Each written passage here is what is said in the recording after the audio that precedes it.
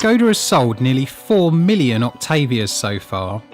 It's always been a no-nonsense car that offers lots of metal for your money.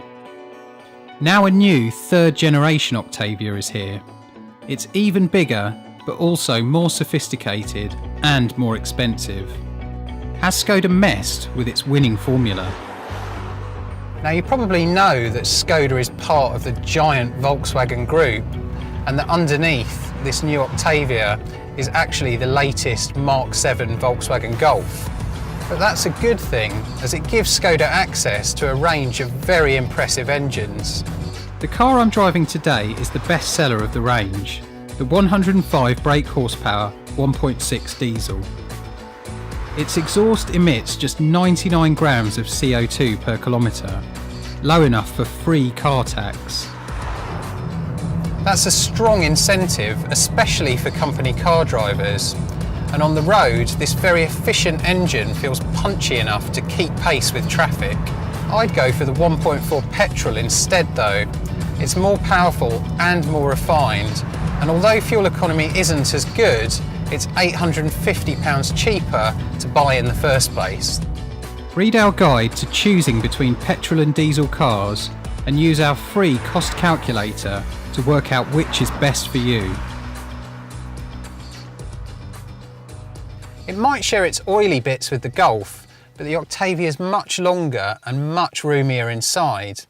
There's plenty of space for adults in the back, and the boot is huge. Its size distances it from Skoda's smaller Rapid hatchback and puts it on par with cars from the next class up, like the BMW 3 Series and Hyundai i40.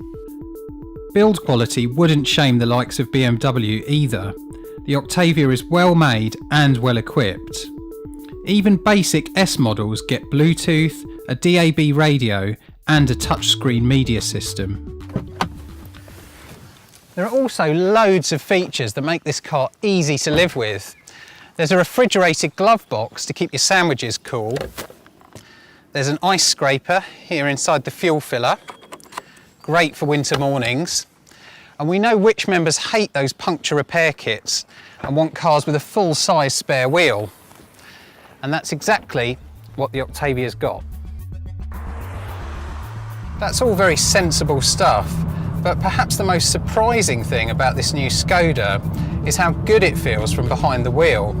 It takes corners with an agility that makes the old Octavia feel flat-footed, and ride comfort is pretty good too. It's still no sports car, of course, but this is the first time that a standard diesel Octavia has been fun to drive.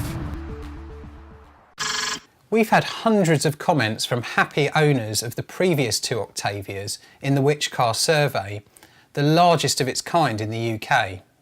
Let's pick a couple of comments at random. Solid, reliable and good value for money. Forget the badge, look at the quality. And simply, don't hesitate, buy one. Clearly then, this latest Octavia has a lot to live up to. Time will tell if it can win the hearts of owners like the older cars, but my first impressions are very good. Yes, prices have gone up by about 10%, but it's still about £1,500 less than an equivalent Golf.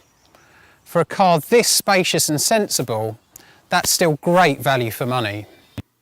Click here to read our first drive of the Skoda Octavia, or read our full lab test reviews for two of its rivals, the Hyundai i40 and Toyota Avensis.